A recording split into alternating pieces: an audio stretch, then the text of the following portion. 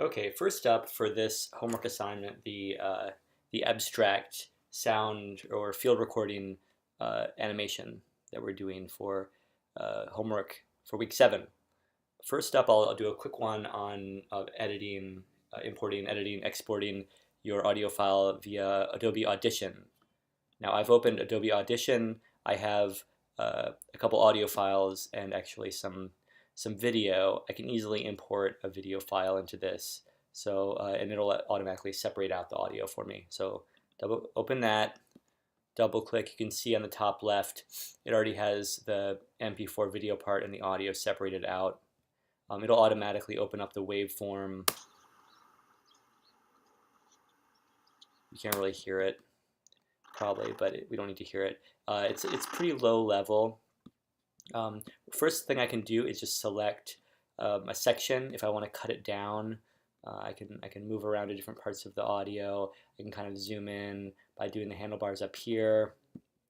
And then whenever I find a section I like, I can either just select it by clicking on the waveform itself, or if I want to be a little bit more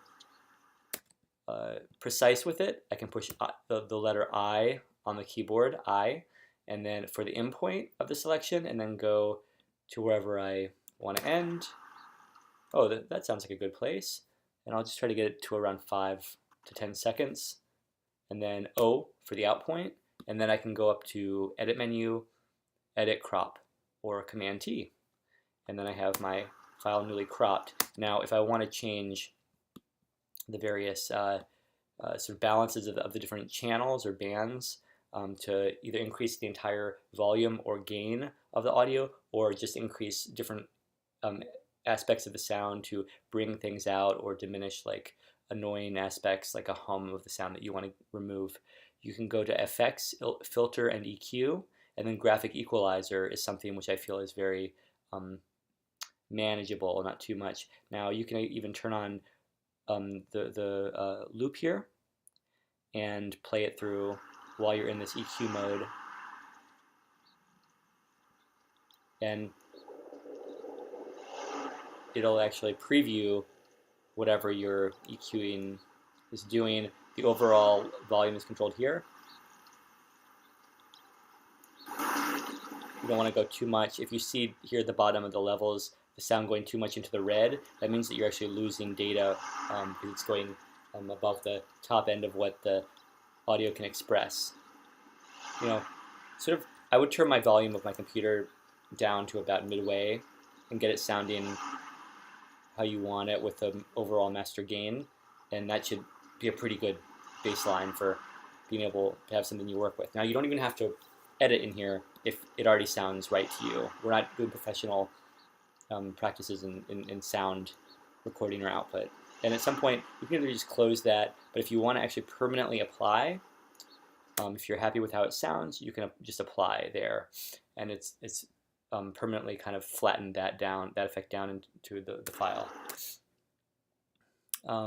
If you wanted to just try it out first, you can actually click on the arrow in your effects rack to do the same effect, and close that whenever you want. But when you actually export, it's going to ask you to if you want to actually apply the effect to the sound in the same way, and it's not going to apply that until you hit apply.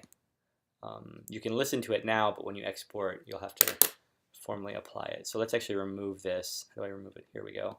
Remove it. We've already applied what we wanted to, and at that point, export file, and it's fine to export it as a wave. Now, it actually won't play in Flash if it's 32-bit, I've found.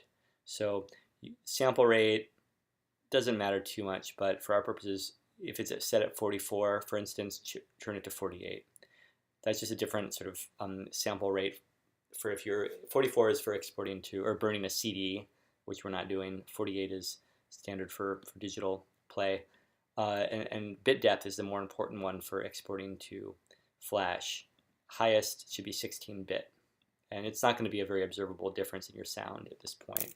So I'm just going to do Brian Figure Audio. This other stuff is fine, and just make sure that you know where you're exporting it to. and I have this folder called Field Recordings on my desktop. Just say OK.